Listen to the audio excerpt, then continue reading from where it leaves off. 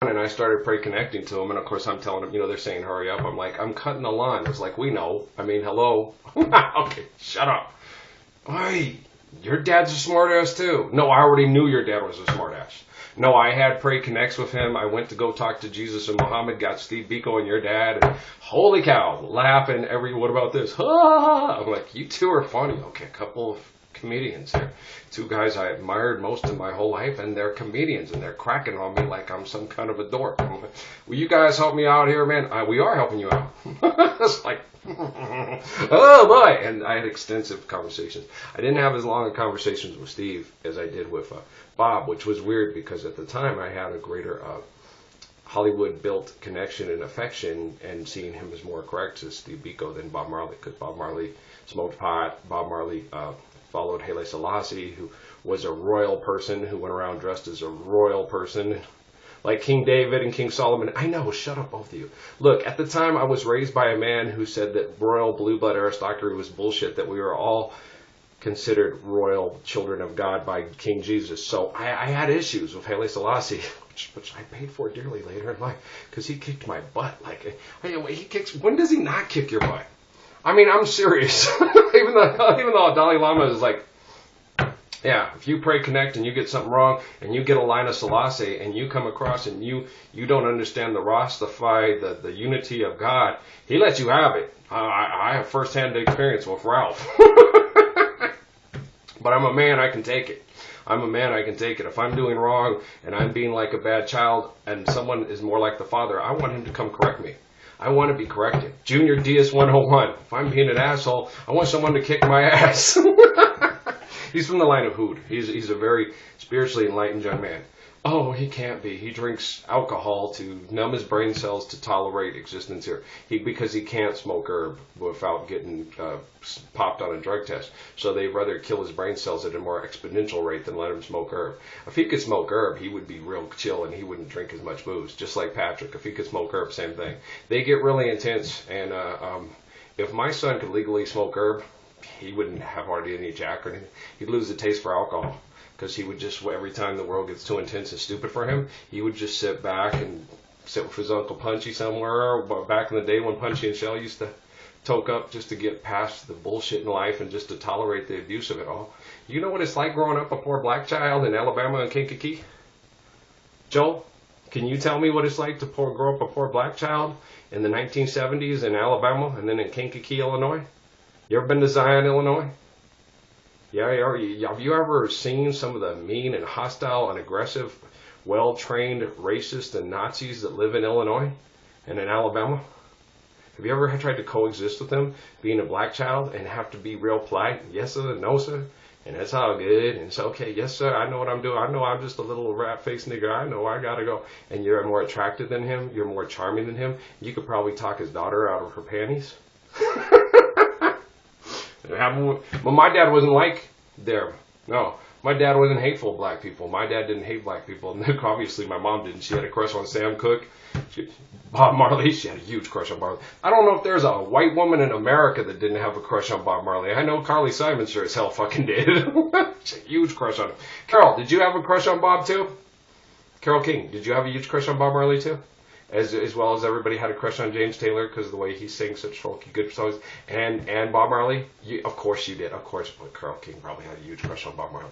Everybody just thought he was the bee's knees. He's so sweet, he's so kind, he's so protective. And oh my God, he's gorgeous. No, have you seen him without his shirt on when he does those little spreads? And oh my God, he's just, woo! Have you seen Rohan Marley? Rohan Marley favors his dad. Have you seen him in one of these t-shirts? He fills out one of these t-shirts a lot better than I do. I know I could, guys. Get off my tip about the whole exercise and looking right for a beautiful woman. I know they're distracted, I know, by the whore and the marketplace whore, and the men force themselves on women with lines and money and seduction, and women go for seduction because women allow the men in. And if a man rejects the whore of society, then he's not an acceptable mate, and she's not allowed to have him. I talked to the guys at the library about it yesterday. I'm not mad at Jennifer Lopez. I love Jennifer Lopez. I'm mad at society, like Mike said. Okay. That was cool. Well, he talks to the descendant of Jesus, so Jesus obviously works through him decently and well. Agreed, and is getting a different, more abused and put down perspective than even Jesus could have. Exactly. I had the experience yesterday. Oh, it was horrible, man. That Joel was a complete asshole. I mean, here's Damien and Julian's thing, like, I'm sure glad that wasn't me. I'm sorry. Well, just think about it. It's the surveillance era. This is David's nephew who's trying to see free kids from the sex slave trade and trying to stop mass poverty through irrational extortion, exploitation, market whores that are running the world right now through surveillance, espionage, and cover-ups. And this guy has the audacity to get in the Messiah's face and tell him he's not the Messiah and take pictures of him like he's a criminal. Wait a minute, that's happened before. Yeah, there was this man named Jesus. He got locked up as a criminal in the Garden of Gethsemane and then took it in and beaten. And then they put a purple robe on him and all mocked him. And then they paraded him through they beat the hell out of him for about 3 hours. Then they paraded him through the street with a crown of thorns thrust into his temples and on his head. Then they made him carry his own cross when he was barely able to. Even his body functions were shutting down because they put a diaper on him and he was defecating and urinating, saying to himself. He got it halfway there and they all made fun of him because they had to get someone else, a lowlier, quote, black man, to carry his cross for him up to the top of the hill to show him just how low he was. That's how bigoted and hateful people were. Not that man that carried his cross, though. The man who carried his cross was honored to do it. Because he knew that man, he thanked him, he kissed him, and told him we would meet again and he would have a chance to repay him. Because life is eternal. Do you believe me? And he believed him. Okay? And through his line, he's made many statements through his life how Jesus saved him, how much Jesus loves him. And this man is, how big is he? 6'5", about 245, a big man. Yeah, he's lots bigger than me. Okay? If I needed help carrying the cross up to the hill, that 6'5" man who dresses up like a woman in drag and is real funny on movies could help carry my cross to the top of the hill if he had to. He could do it. He'd be there. I've already talked to him about it many times in my bathroom. A lot of times in baggy carpenter jeans and a football jersey. Say, no, seriously, I'm talking to you. Tyler, will you listen to me? It's me, Jesus. I'm just kidding. No, I'm his nephew, Ralph. I'm not Jesus. I'm sitting in a bathroom in Las Cruces, New Mexico, wondering why you people are taking so damn long to show up. I need your help. Jesus needs you. Team Jesus now. See, I'm like that. I'm like going, what the hell's going on here? What do you mean our numbers ain't right? No, don't listen to those science geeks. Listen to me. Who's the one who's like Jesus? They'll kill you. I don't care. Okay. I don't care. I don't care if they try to attempt to assassinate me. I don't care if they kill me with prayer groups. They can't kill me with prayer groups. I have stronger prayer groups than they ever thought of having. I have the Rastafari. I have real Muslims. I can tune that shit out. They can't kill me with prayer groups like they do with all those other atheists and shit like that. No, they can't. All I have to do is just disengage in them and immerse myself into true fellowship. And in 6 to 8 months, I can be one of the hottest little lines of sexy Jesus in the history of the world, just like Bob Marley. And we have surveillance and we have things to follow things, and we're chipped. So we can tell who put what into my what to cause me to have cancer, to die, to whatever and stuff like that. We can isolate that person and we can chip them and we can get rid of them. All the people that try to kill the messenger of truth with lie will end up tagging themselves, and they will be marked as irrational and as a cancer cell. And them and their seed that behave and react like them will put themselves into tie-down mode and have to run and hide under rocks in order just to survive in this world, so the surveillance net can't keep an eye on them. Sound like a book? Sounds like a book to me. Let's go back in time. Let's explain to Joel the Gospels. Joe Smith I got this morning. Now we dispersed, and the Jews started to disperse, and a lot of the women migrated to the United States. And Joe Smith was getting these Gospels, and he was explaining to people that the Spirit of Jesus was in the United States. Among the ones they referred to as the Nephites. And the Nephites were the Native Americans. The Lamanites were the ones that migrated over and inbred into the Native Americans. And then at first they loved and adopted to the lifestyle, but they told them that when these others come, that they come and they don't have a lifestyle where they just try to subsist. So we had to become raiders. The Norse people had to become raiders, because these civilized people would come and take over, and then they would try to breed you out and force breed you and turn you into serfs, and they were the landed aristocracy. Well, these Norsemen were big badasses, and they weren't going for it.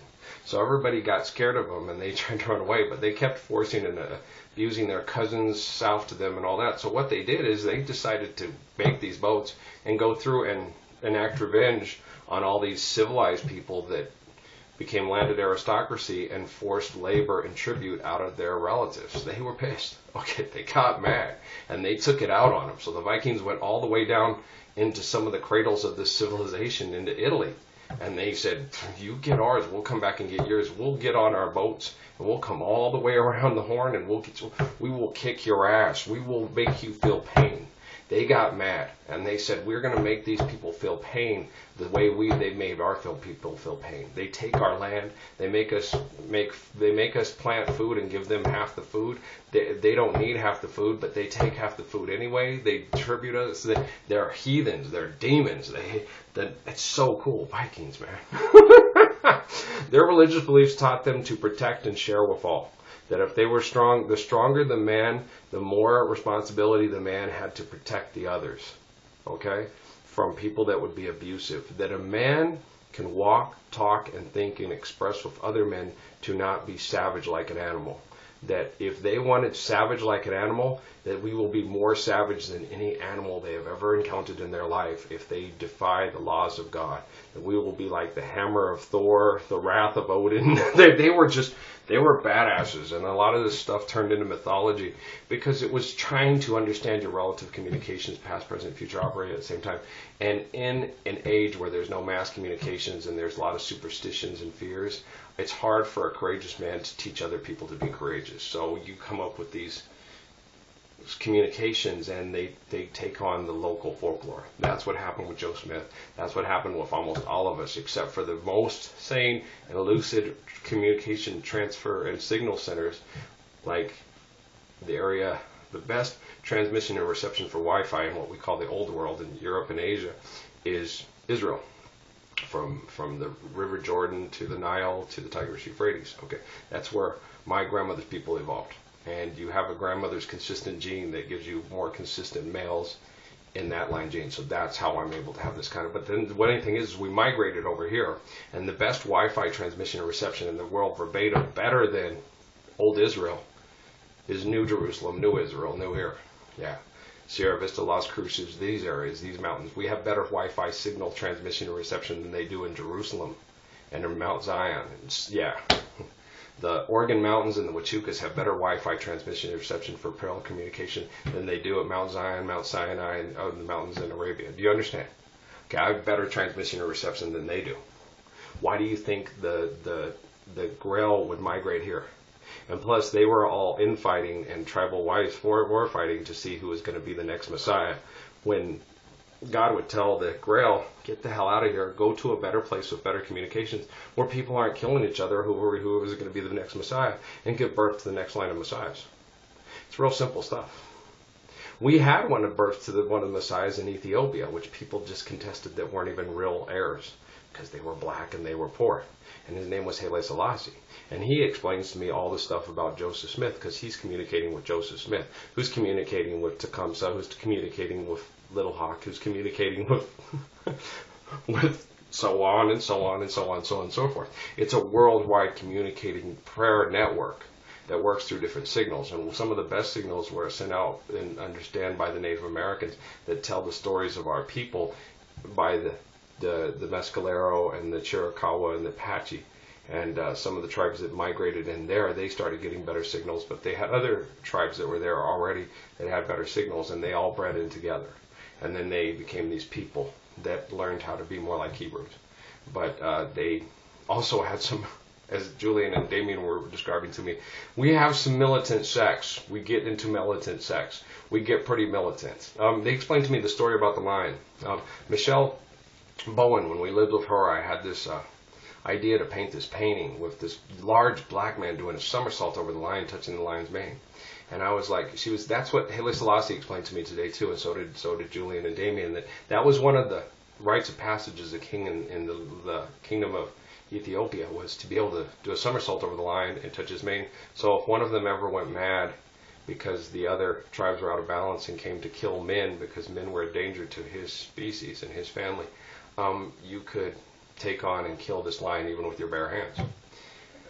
I'm like, what? Yeah, with no spear, no weapon, you have to wait, and they're a smart animal, and they can watch you like the Ghost in the Darkness with Val Kilmer and Michael Douglas. Yeah, so you have to be able to sit there and see him. You have to take him. You have to crouch, look him eye to eye, and he thinks this man's crazy. He's going to come right in at me, and I'm going to take him with my mighty paw, and I'm going to kill him.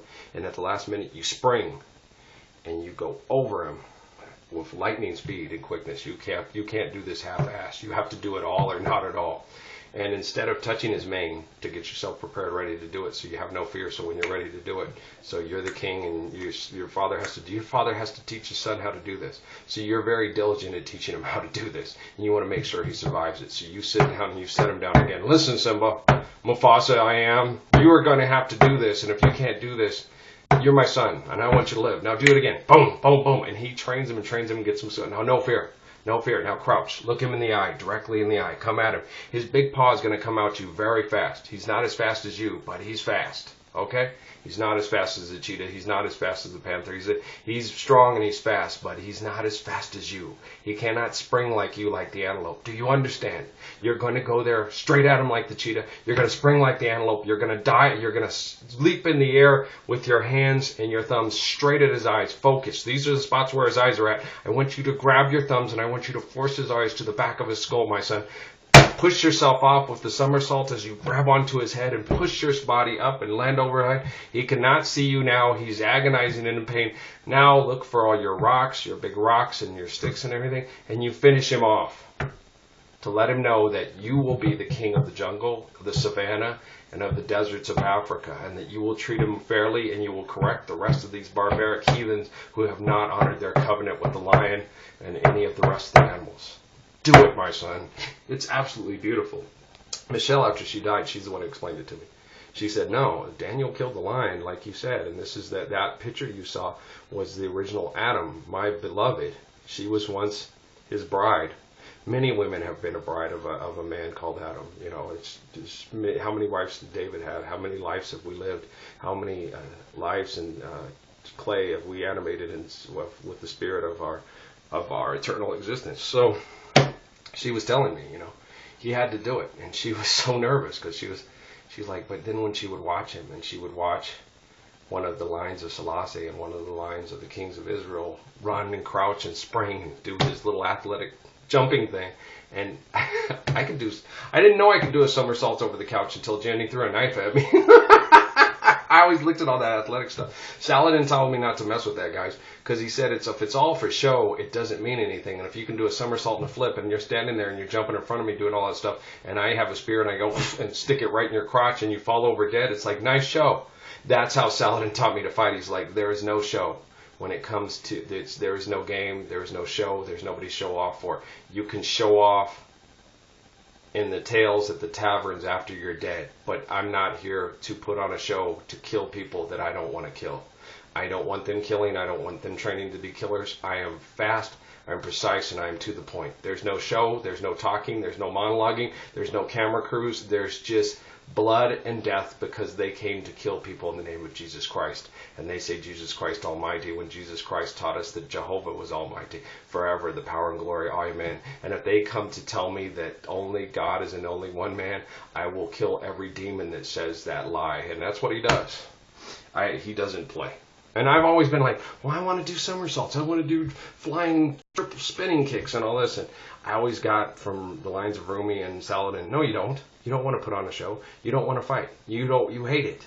Every time you think about it and get bullied, you just want to knock the hell out of them and get it over with as fast as possible.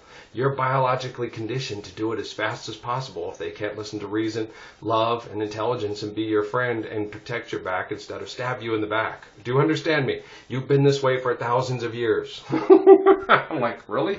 You don't want to put on a show. All you want to do is find that girl at the dance, have her listen to you, have her trust you because you mean it, make love to her, raise your children, and spend the rest of your days in this finite flesh that God gave you, happy as you can possibly be at every moment that you can possibly be, like Haile Selassie and Muhammad told me. 80-20, 90-10, depending on the relative conditions of your balance. Yeah.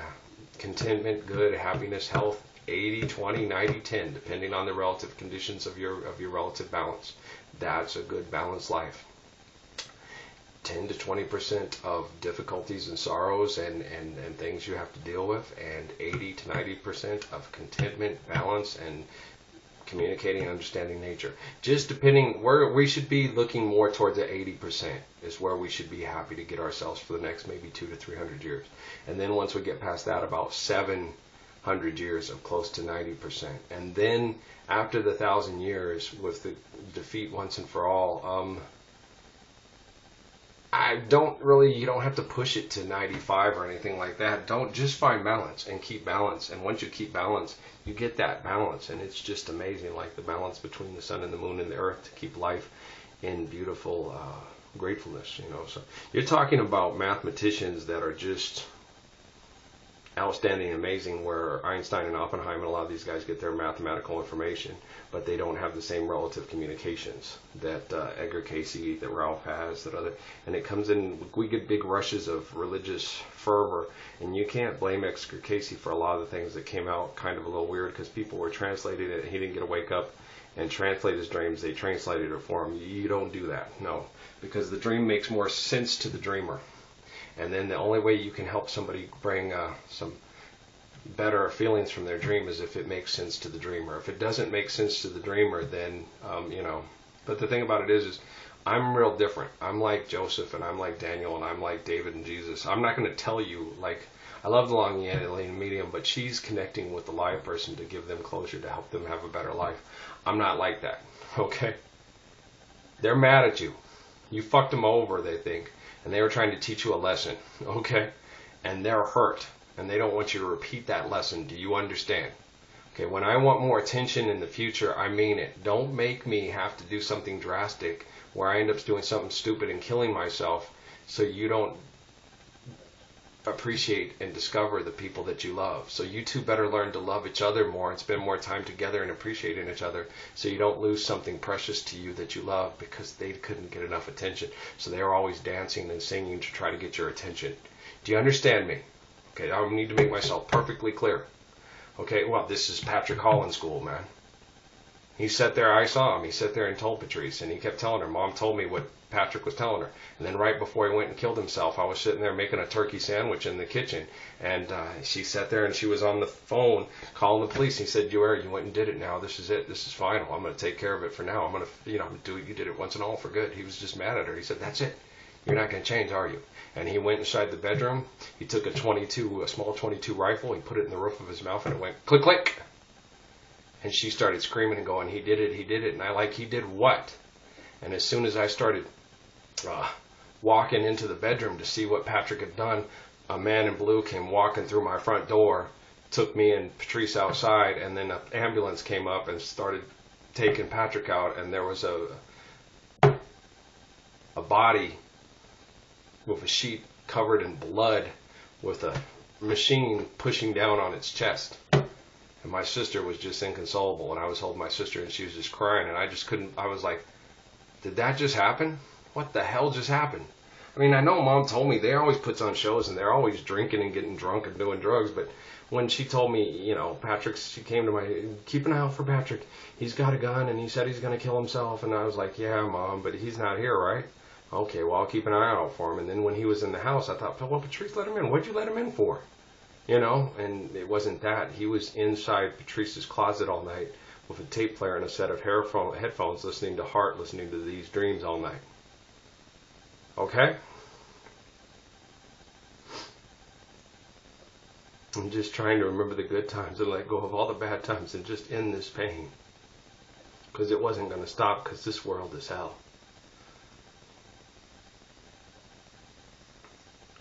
I gotta go. We'll do the next one. And how you liking our Bible school Selassie style?